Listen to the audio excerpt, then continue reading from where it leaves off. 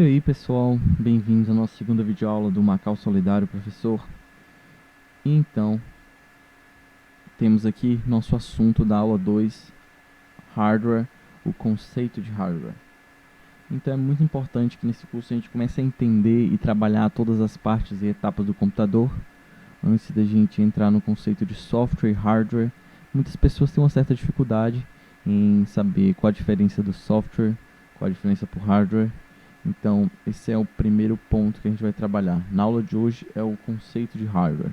Se a gente pudesse diferenciar o software e o hardware, que muitas pessoas confundem e não sabem o que é, mas de uma forma resumida, basicamente o hardware é tudo aquilo que é tocável. Toda aquela parte do computador que é física, enquanto o software é aquela parte do computador que é programada, que são os programas, que é o Excel, que é o Word, que é o Photoshop, qualquer programa que esteja instalado dentro do computador. Então nessa aula a gente vai entender muito do que seria uma arquitetura de computadores, dos conceitos e funcionamentos de cada pecinha, assim, que a gente vê uma placa como essa e a gente não entende direito assim o que funciona, o que faz cada coisa. Como funciona assim por cima o computador.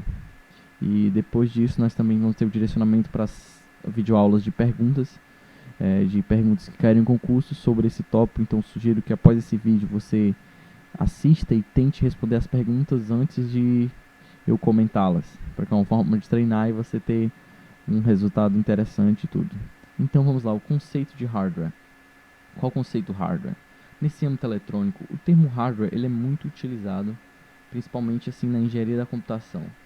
Então, ele se aplica ao quê? Que peças seriam hardware? Por exemplo, a unidade central de processamento, que seria a CPU, ela é uma parte do hardware. Seria isso aqui, ó. A sua memória RAM, os dispositivos de entrada e saída. Eu vou explicar bem o que seriam cada um desses, mas o termo hardware é para fazer referência a detalhes específicos de uma dada máquina. Isso incluindo o seu projeto lógico, claro, bem como a tecnologia que embala a máquina. Por exemplo, a peça do monitor, um monitor, um hardware. Aquele gabinete onde você coloca as peças do computador também é um hardware, porque ele é tocável.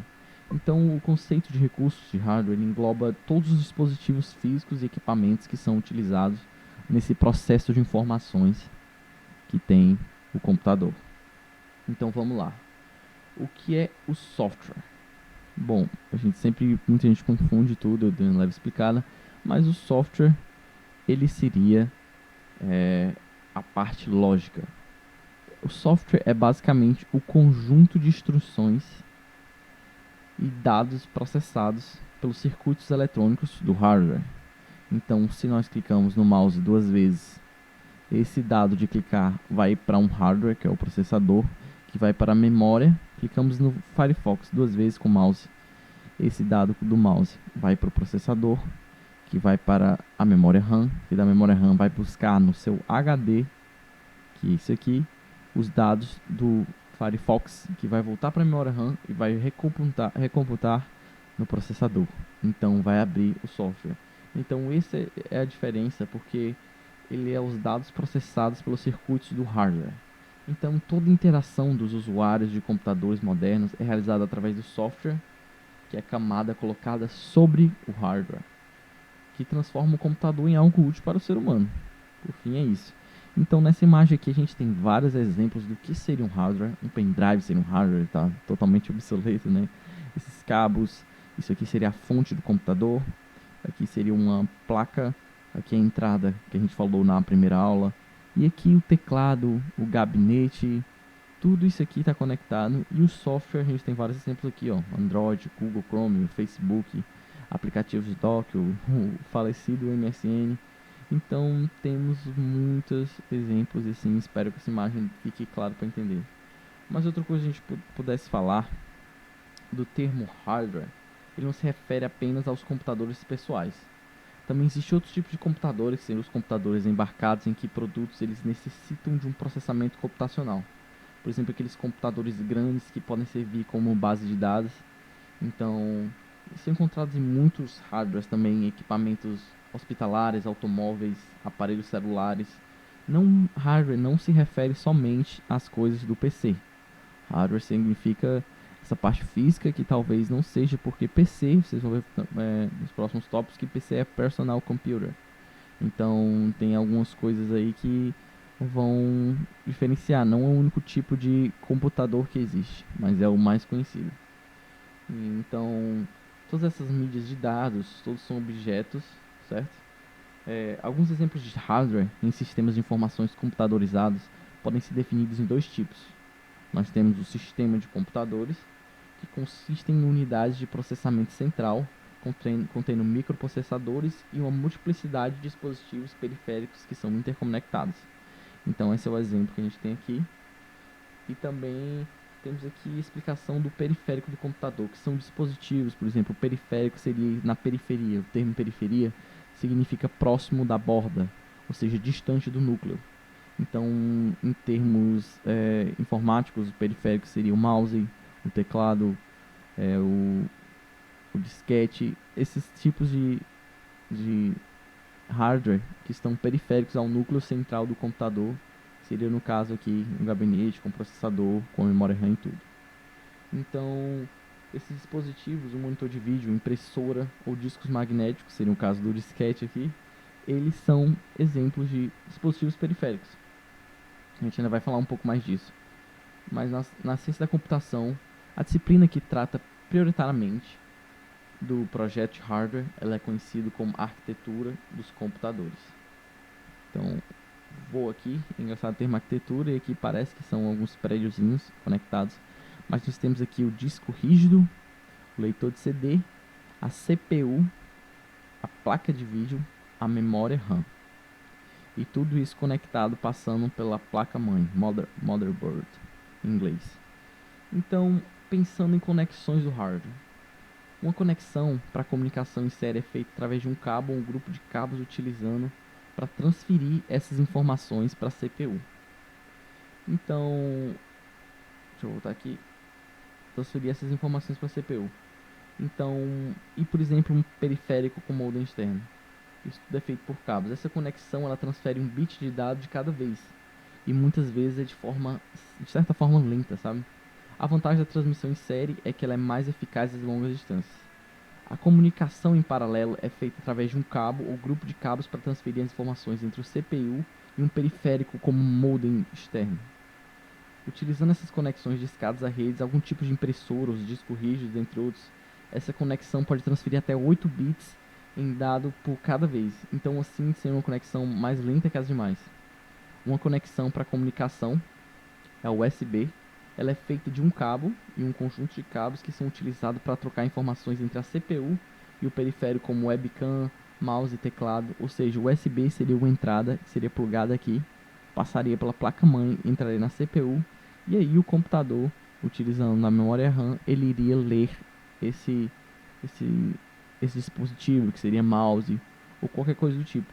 É muito interessante a gente ter noção de que como funciona o computador. E ele parte praticamente dessa relação aqui. A gente vai explicar mais adiante. Eu fiz questão de colocar essa imagem no começo e no final, porque eu sei que no final vocês já vão ter outra percepção dessa imagem. Então, as portas USB, elas conectam coisas a esse sistema. A gente pode colocar o mouse e tudo. E a gente vai falar basicamente nessa aula tudo sobre esses hardware, sobre esses equipamentos. Tudo não, mas de forma assim por cima, para que a gente possa resolver o maior número de questões possíveis. Então, arquitetura de computadores. A arquitetura do computador pode ser definida como as diferenças na formação de fabricação do computador. É como eu falei do computador hospitalar, um computador grande que serviria de base de dados. Por exemplo, aqueles computadores da NASA que tem que fazer cálculos espaciais, eles necessitam de um hardware muito potente, o que faz com que eles sejam computadores imensos. Uma sala toda está sendo um único computador. E você pensa, não, um computador grande, ele, consequentemente, é aquele computador antigo que existia, até a história do bug, como surgiu o termo bug, por causa que aqueles computadores eram tão grandes que ocupavam salas que quando entravam insetos, eles travavam todo o sistema. Porque bug em inglês significa inseto, então surgiu esse termo de bug para casos de insetos dentro daquela sala cheia de máquinas que formavam um único computador. Então, essa história fica aí a título de curiosidade, mas só porque é grande significa que é velho? Não. Existem computadores da NASA que realmente ocupam salas inteiras, eles têm dados de processamento incríveis, muito maior do que os computadores normais. Então, o que seria a arquitetura de computador? Seria a arquitetura fechada, seria uma arquitetura é, que, assim, com a popularização dos computadores, houve a necessidade de um equipamento ele poder interagir com o outro. Então surgiu a necessidade de a gente criar um padrão. A gente não podia criar cada peça diferente para cada computador. A gente precisava criar um padrão para que se tornasse algo assim a nível industrial. Então, na década de mais ou menos assim 1980, surgiram duas arquiteturas que se popularizaram e resistiram ao tempo, que seria o Personal Computer, um computador inglês que foi desenvolvido pela empresa IBM, e o Macintosh, que foi apelidado de Mac, desenvolvido pela empresa da Apple. Aí, como o IBM PC se tornou a arquitetura dominante na época, mais ampliada, acabou se tornando o padrão dos computadores que a gente tem hoje. Então, o padrão de memória RAM, o padrão do funcionamento dessa máquina seria esse aqui. Então, temos dois tipos de arquitetura aberta e arquitetura fechada. A arquitetura aberta seria essa do IBM Macintosh, que virou o padrão. Ou seja, se eu pegar uma peça do meu notebook, que eu estou usando agora para gravar esse vídeo, e, por exemplo, for um notebook similar de outra marca, eu estou usando um da Acer, mas se fosse um notebook da Dell, eu poderia aproveitar algumas peças desse notebook no outro, pois são arquitetura aberta. A gente pode pegar as peças de hardware e reutilizá-las e colocá-las no outro computador, não tem problema. Mas eu não poderia pegar peças de um computador do Mac, um MacBook, e colocar nesse notebook da Acer. Isso já não seria possível. Ele trabalha de outra forma, mas o que é interessante é que a arquitetura fechada ela não consiste em não permitir o uso de arquiteturas de outra empresa, ou senão ela não teria o controle sobre a fabricação dessa arquitetura. Mas essa arquitetura fechada, que chama da Mac, faz com que os conflitos de hardware diminuam muito, fazendo com que o computador funcione muito mais rápido e aumentando ainda mais a qualidade do computador. O computador da Mac ele é otimizado, as suas peças de hardware elas são todas otimizadas e feitas para funcionar uma com a outra. As nossas peças de computadores convencionais, dos nossos notebooks, assim, dos nossos computadores ou de gabinete, elas são adaptativas, elas poderiam funcionar em vários tipos de computadores, mas, por exemplo, o MacBook, por que ele é considerado bom? Porque suas peças todas elas funcionam e otimizam seu desempenho de uma forma assim prioritária. Por isso que é considerado muito bom. Então, nesse momento a Apple ela não tem exatamente uma arquitetura fechada, ela não tem todas as peças assim únicas, mas ela é a única que produz computadores que podem correr o seu sistema operativo de forma legal, ou seja, faz com que esse sistema também possa ser colocado em computadores da IBM. Então, vou passando aqui para os principais componentes que a gente poderia listar de hardware.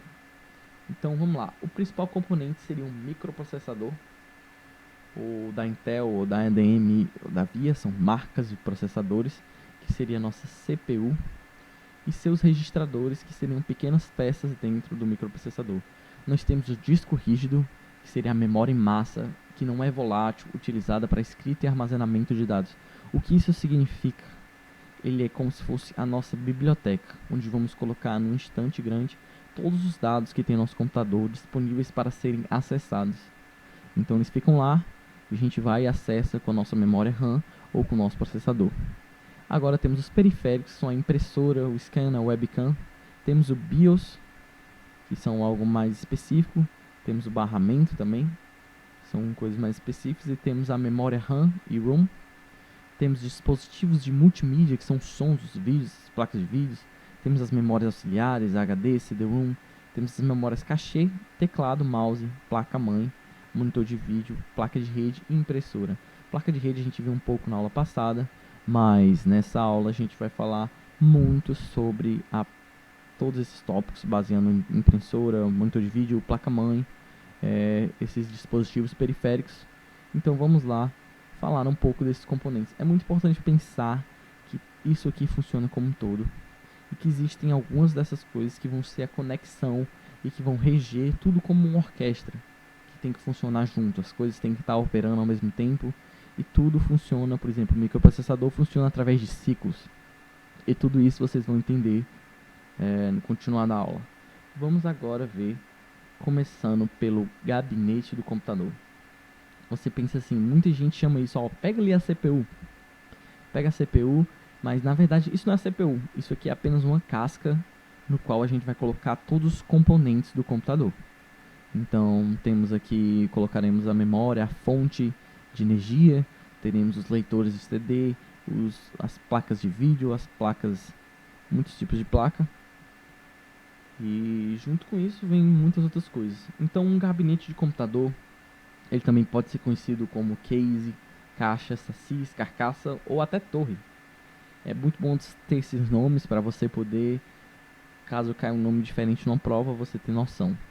Então é um compartimento que contém a maioria dos componentes do computador. Normalmente o monitor, o teclado e o mouse, eles estão excluídos disso. Claramente você não teria que colocar a mão dentro do monitor para mexer no mouse. Mas em um case de computador, às vezes é referido metaforicamente como a CPU. E é o que eu não expliquei. Se a gente fala, pega a CPU. Na verdade a CPU é uma pequena parte do que vai estar aqui dentro. É o que vocês vão ver.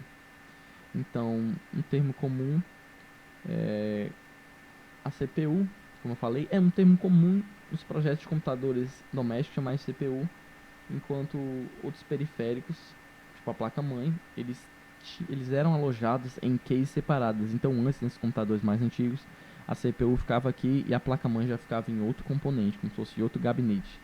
Mas agora que estão tudo misturado, não faz sentido chamar de CPU. Isso seria o gabinete ou o case. Então, é basicamente isso. Vai ser um espaço para a gente guardar e colocar todas as coisas, todos os componentes do computador, os principais. Nós vamos ter muitos externos, como monitor e teclado, mas os computadores principais, a placa de vídeo, várias coisas vão estar aqui dentro desse monitor, que a gente tem imagem de um monitor montado. Então, para o próximo tópico, vamos falar agora do que é a CPU. Bom, a CPU é a unidade central de processamento. O termo CPU vem do inglês de Central Processing Unit. Também é conhecido como processador e é a parte de um sistema computacional. Ele realiza as instruções de um programa de computador e ele também ele realiza as instruções para poder realizar uma aritmética básica, lógica e de entrada e saída de dados. Então, um dos principais componentes que vai fazer seu computador processar os dados rápido é a capacidade de uma CPU potente. Então, o papel da CPU pode ser comparado ao papel de um cérebro no funcionamento de um computador. Ou seja, ele recebe comandos instintos, por exemplo, você sente um toque na pele, sua pele, pelo sistema nervoso, transmite até o cérebro que processa essa informação e chama a atenção do seu corpo. Você vai, o que é isso? O que foi que me tocou? Então a CPU basicamente funciona da mesma forma, ela recebe e gera dados a partir de uma lógica aritmética de entrada. Então esse termo foi criado no início dos anos 60, 1960, e seu uso permanece até os dias atuais. Pois ainda que de forma de desenho e implementação tenha mudado drasticamente, o funcionamento dessa CPU ele ainda funciona da mesma forma. Então, partindo assim no conceito, as primeiras CPUs elas foram personalizadas, concebidas como parte de um computador assim maior. No entanto, o método era muito caro para fazer CPUs personalizadas para uma determinada aplicação. Então, o rumo mudou para aquele desenvolvimento que eu falei mais fabril, que o desenvolvimento dos processadores foram produzidos em massa, que são feitos um para o outro ou para vários propósitos. Os processadores não processam para um tipo específico, mas processam para diversas coisas que o computador tem que calcular ou pensar logicamente. Ele não pensa só lógicas matemáticas, mas são questões lógicas também, como maior que, menor que, aqueles sinais matemáticos que a gente tem. E então ele pensa também em uma forma não só matemática, mas uma forma lógica. É importante, se cair uma questão sobre isso, vocês saibam diferenciar. Então, vamos lá. Essa tendência de padronização geral, ela começou na época dos discretos microcomputadores, mainframes, transistores, e acelerou para a popularização de circuitos integrados. Então, isso tem permitido processadores cada vez mais complexos para serem concebidos e fabricados de tamanhos de ordem de nanômetros, ou seja, muito pequenos. Tanto essa padronização de processadores tem aumentado a presença desses dispositivos digitais na vida moderna, mas muito além da aplicação limitada dedicada aos processadores. Os microprocessadores modernos, eles aparecem em tudo, que vão desde você tem um processador no seu carro que tem, por exemplo, aquele painel digital, você tem um processador no seu celular, no seu tablet. Em máquinas grandes, as CPUs, elas podem exigir mais de uma placa ou circuito impresso. Então, naqueles computadores grandes, assim, como por exemplo da NASA, provavelmente vai ter um gabinete só com coisas de processadores, ou mais de um. Temos como se fosse um estante assim de peças de hardware montando aquele computador. Então, em computadores pessoais, estações de trabalho de pequeno porte, a CPU fica em um único chip que é de silício, chamado de microprocessador. E desde 1970, a classe de microprocessadores de CPU quase completamente ultrapassou todas as implementações de outras CPUs. Então, as CPUs modernas, elas são circuitos integrados de grande escala em pequenos pacotes retangulares com vários pinos de conexão. Essa CPU ela é composta basicamente pela maioria dos autores em 3 componentes.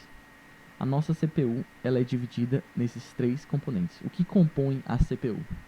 Primeiramente, nós temos a unidade lógica e aritmética, que pode ser chamada de ULA ou ALU, e ela opera todas as operações lógicas e aritméticas. Nós temos a unidade de controle, decodifica instruções buscando operandos e controla o ponto de execuções e desvios, e os registradores que armazenam dados para o processamento. Certo. Nosso cérebro, como analogia, ele tem várias partes. Temos o lóbulo frontal, temos a parte de trás, cervical, e cada parte do nosso cérebro, de acordo com os estudiosos, funciona para uma determinada forma. E na CPU, o cérebro do computador, não é diferente. A gente tem unidades lógicas, temos unidades de controle e temos registradores. Com o exemplo do toque no braço, sentimos uma coisa queimando no nosso braço. Nosso sistema nervoso caminha pelo nosso corpo, passa pelo braço, passa pelo ombro, até chegar à nossa cabeça. Chegando lá, nosso cérebro interpreta essa informação do sistema nervoso, que seria a unidade de controle, a UC.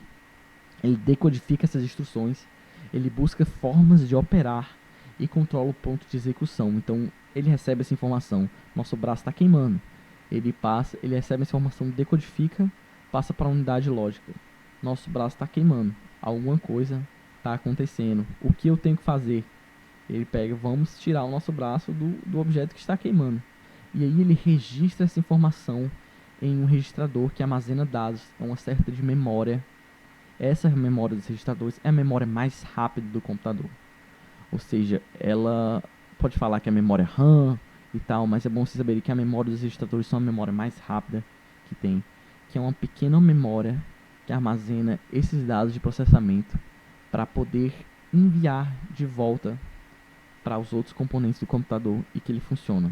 Então é importante saber, ele decodifica as instruções vindas das outras partes do computador, ele opera a questão matemática, ele faz os cálculos e depois ele dá uma pequena armazenagem de dados que vai para a memória RAM e depois para o disco rígido, no caso de uma composição. Então existe uma pequena memória na CPU também.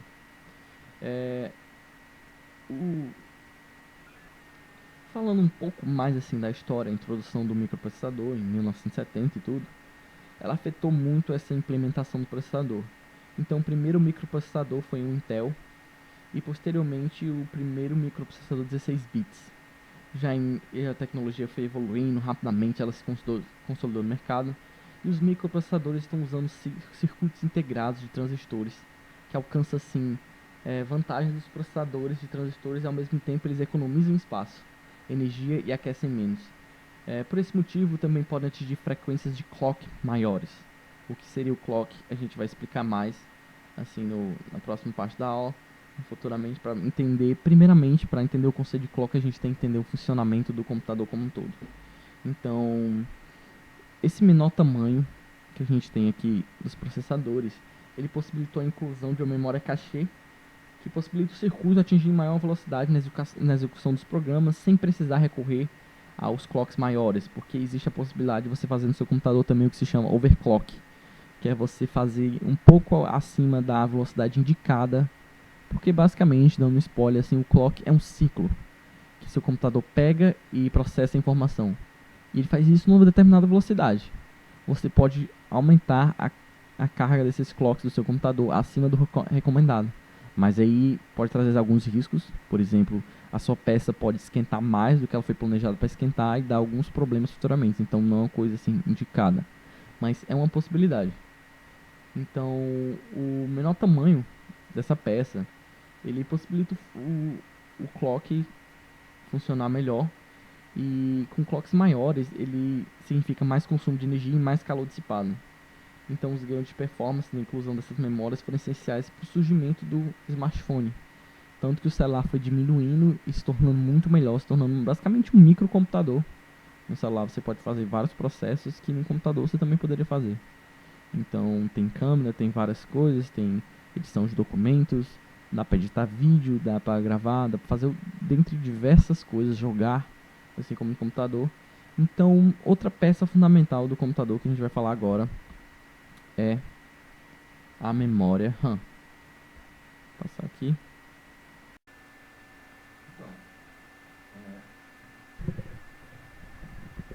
Pera aí. Corta essa parte, editor. Então, eu sou o editor, por que eu tô mandando? Mas tudo bem. Então, voltando, vamos falar aqui um pouco da memória RAM. Primeiramente, o que significa esse termo RAM? É uma memória de acesso aleatório, e do inglês significa Random Access Memory, que é frequentemente abreviado de RAM. E é um tipo de memória que permite a leitura e a escrita, utilizando como memória primária em sistemas eletrônicos. Ou seja, o que seria a memória RAM se a gente pudesse fazer uma analogia para você que tem dúvida, mas o processador tem uma memória e o meu HD, que é onde estão todos os meus dados, lá não é a minha memória? A gente sempre fica assim tentando entender qual a relação disso tudo. Então, como eu disse, o HD é sua biblioteca, onde estão todos os seus livros, com todas as páginas, todas as linhas, todos os parágrafos e todas as letras. Então, o que seria a memória RAM? A memória RAM é como se fosse a sua mesa de trabalho, que você vai na sua biblioteca, pega os livros e abre na mesa, e você funciona de certa forma como processador que vai analisando cada um dos livros. Então a memória RAM é sua memória volátil. Ela é de acesso. Por que ela se chama acesso aleatório? A gente vai explicar ainda. Mas a memória RAM, ela é como se fosse sua mesa de trabalho, que são coisas que você consegue operar e você está trabalhando assim ao mesmo tempo. Uma analogia simples, mas talvez ajude. Então, por definição, a memória RAM é um componente essencial não apenas nos computadores pessoais, mas em qualquer tipo de computador. Por exemplo, seu celular também tem sua memória RAM.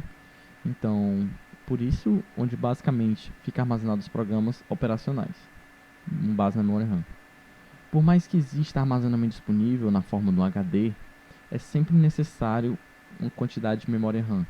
O termo aleatório, como eu falei, random, identifica a capacidade de acesso a qualquer posição e a qualquer momento. Ou seja, você poderia acessar qualquer coisa na mesa a qualquer momento, no exemplo. Então, o nome não é muito apropriado, já que tem outros tipos de memória que também permitem esse tipo de acesso. O nome mais apropriado seria a memória de leitura e escrita, que está expressa assim na programação computacional.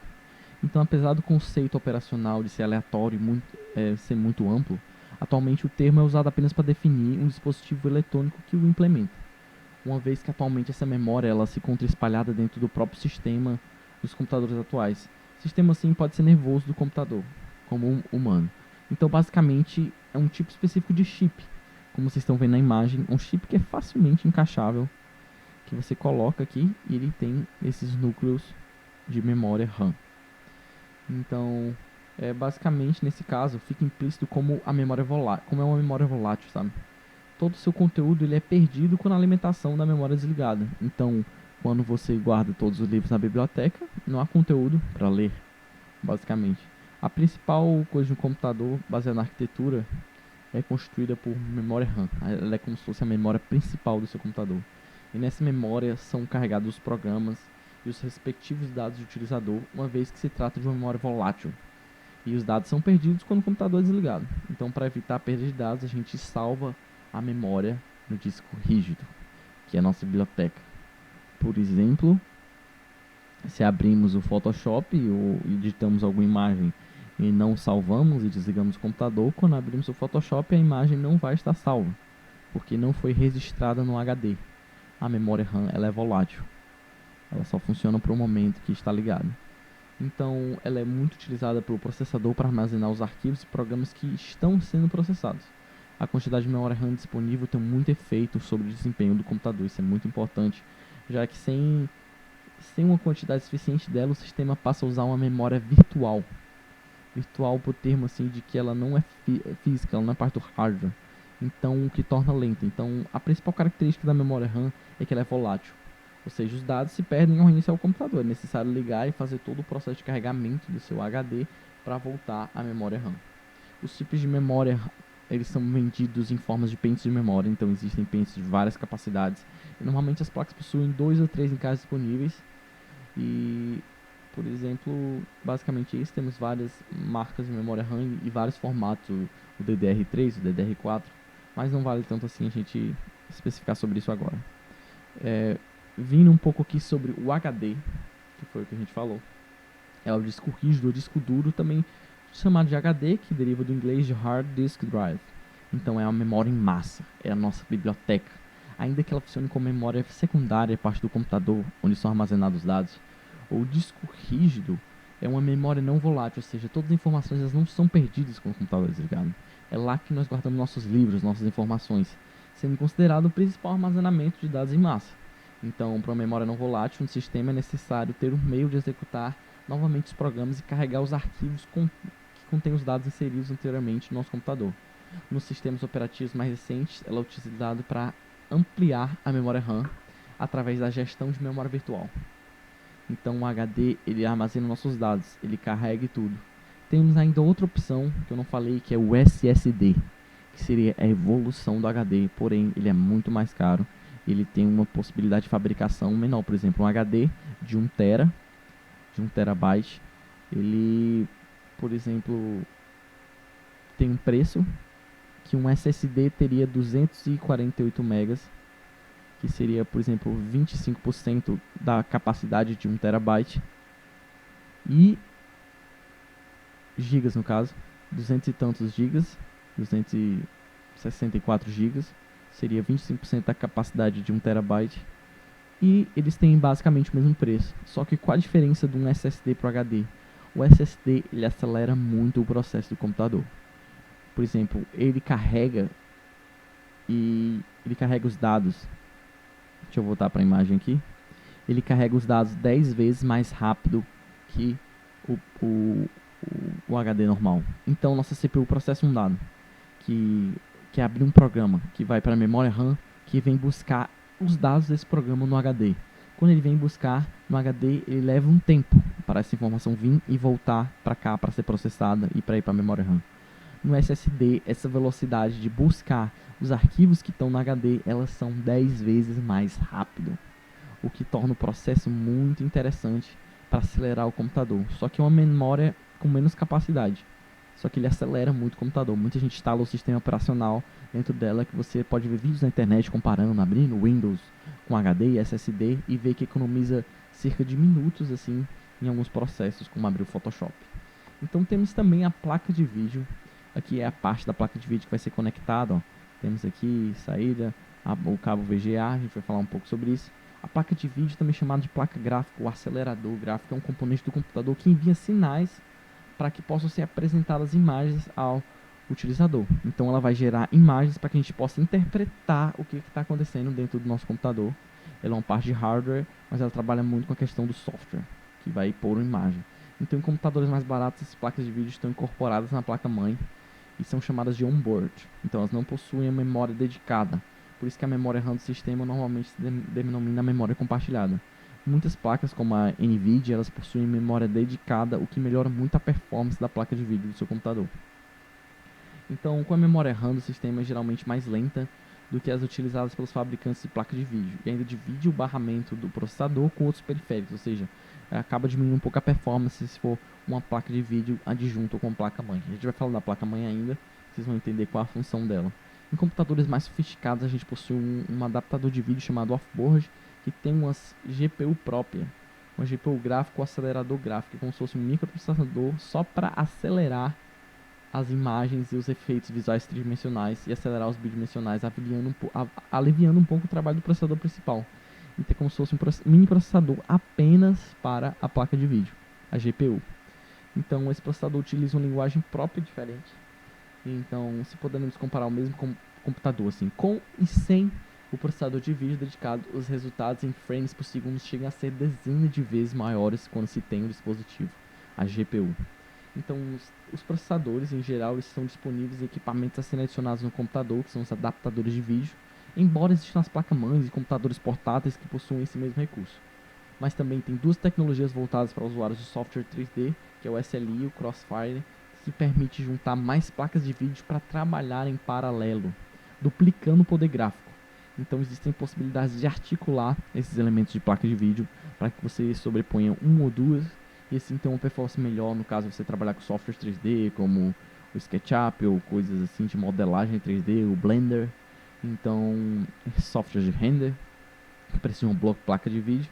E a energia consumida pelo computador se torna mais alta, muitas vezes exigindo uma fonte de alimentação mais potente quando você utiliza essa sobreposição de placas gráficas.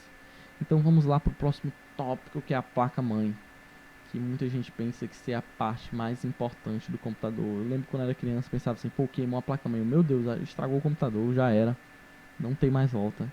Então o que é a placa-mãe? Ela é o elemento coligador de tudo. Não sei se tem aqui, não. Ela é o elemento que conecta tudo do computador. Se a gente voltar lá para aquela imagem do comecinho, a gente vai ver a placa-mãe bem aqui como elemento chave, o elemento de congregação de todos esses elementos computacionais de hardware. Então ela liga tudo. Na nossa imagem de placa-mãe, a gente tem essa junção de todos aqui, ó. Por exemplo, aqui encaixamos slots de memória RAM e temos a parte para encaixar os processadores, aqui temos a saída de vídeo. Ela congrega todos os elementos do computador. Então, a placa-mãe, também chamada de motherboard, ela é parte do computador responsável por conectar, interligar todos esses componentes. Ou seja, o processador de memória RAM, o disco rígido, a placa gráfica e entre outros. Então, os externos também. Além de permitir o tráfego de informações, a placa alimenta alguns periféricos com energia. Ou seja, ela alimenta seu mouse a fio e seu teclado que tem fio. No caso de sem fio, teria que ter um pilha ou uma bateria no seu mouse. Então, comprar um disco rígido novo para o computador, o usuário pode se deparar com os termos HD SATA e HD ATA que a gente vai falar. Essa terminologia se refere ao tipo de conexão do componente, que caracteriza que influencia na velocidade de transferir os dados do armazenamento físico para o sistema operacional do computador. Então, diferenciar os HDs ATA e SATA é simples. O padrão ATA tem um conector de pinos de 4 centímetros, eu vou colocar a imagem aí na tela. E os outros ATAs têm opções mais arredondadas. Vindo aqui para a questão da fonte. A fonte é uma coisa importante porque existem umas fontes antigas, existe a fonte AT e a fonte ATX. A fonte de alimentação é um componente importante para o computador porque ele pode converter os 110 ou 220 volts em 12 volts e 5 volts. Então, a principal diferença entre uma fonte ATX e a AT é o conector plugado na placa-mãe. Essa fonte é encaixada no gabinete e ela é plugada diretamente com a placa-mãe, gerando energia para todo o sistema. As fontes AT, que são antigas, elas têm um conector que pluga a placa-mãe que é dividido em dois. Então, temos alguns problemas assim que aqueles computadores mais antigos necessitavam que você apertasse o botão. Por exemplo, você clicava, vou desligar o computador. Aí aparecia a mensagem, você pode desligar o computador. Então você ia lá e desligava a fonte. E aí o computador desligava. Agora é diferente, as fontes ATX elas desligam automaticamente. E é muito mais simples de realizar isso. Então, antes esse sistema era manual e agora ficou automático com a evolução da fonte. Vamos para os monitores de computadores, que são uma parte assim muito importante. Passando aqui. Vamos lá, monitor de computador. Primeiramente a gente tem que entender a diferença entre cabo HDMI e VGA. O monitor computador é um periférico que vai mostrar pra gente, saindo da placa de vídeo, tudo que está acontecendo no computador. É a nossa forma de conseguir interpretar o que está acontecendo dentro do computador. Então temos um exemplo aqui do monitor contemporâneo, monitor mais novo, fino, e temos aquele tubão. Esse aqui utiliza o LED. O LED, na verdade, são apenas pequenos pontos de luz. Se você dá pequenos pontos de luz que brilham, que são a cor ou vermelho, ou preto, ou branco, ou azul, ou amarelo. Então, com base nessa junção dos pixels, são as cores primárias, eles geram todas as cores, e já esse monitor funciona com base nos raios catódicos, que ficam lançadores meio que de raios catódicos para cá, que projetam na tela isso aqui. Por isso que quando a gente colocava um ímã perto desse tipo de computador, ele coisava, bugava toda a tela, por causa que os raios catódicos eram atraídos pelo ímã e acabava criando os defeitos na tela do computador. Eu lembro que eu fiz isso e eu levei um cara muito grande quando era criança, mas foi incrível. Então, a principal diferença entre o cabo HDMI e VGA. O VGA, que é esse aqui, ele está um pouco ultrapassado, por causa que ele é um cabo que leva somente o áudio, diferente do HDMI, que leva o VGA ele leva somente o vídeo, enquanto o HDMI ele leva vídeo e áudio. Então, por exemplo, no cabo VGA ele leva apenas a imagem, enquanto no HDMI ele leva a imagem e o som do computador. Então, essa é a principal diferença. O VGA, existem versões mais antigas, mas você sabe, o VGA é um padrão analógico, enquanto o HDMI já é um padrão digital. E eles vêm com vantagens e desvantagens. Basicamente, ambos são muito utilizados no Brasil, e a principal diferença entre os dois está no formato que ele transmite. O VGA é analógico e o HDMI é digital. Então, quais são as diferenças? O VGA significa Video Graphics Array, e é um dos padrões de conexões mais antigos que ainda podem ser encontrados em equipamentos de comunicação, e foi desenvolvido pela IBM em 1987. Então era ampliamente usado para placas de vídeos, televisores, monitores de computador e notebooks. Ele é raramente usado hoje, mas o VGA se torna necessário para que eles possuam um notebook mais antigo que não tem um conversor HDMI para fazer a substituição. Existem alguns adaptadores de VGA para HDMI, mas aí já é outro processo. E o HDMI é o mais recente, ele surgiu com players Blu-ray, Apple TV, e são novos computadores, novas placas de vídeo, que isso tudo facilita muito o processo, porque ele passa o áudio e o vídeo. Então, eles suportam formatos HD de até 1920 por 1200, eles têm 8 canais de áudio e suportam criptografia diferente, então é um canal digital.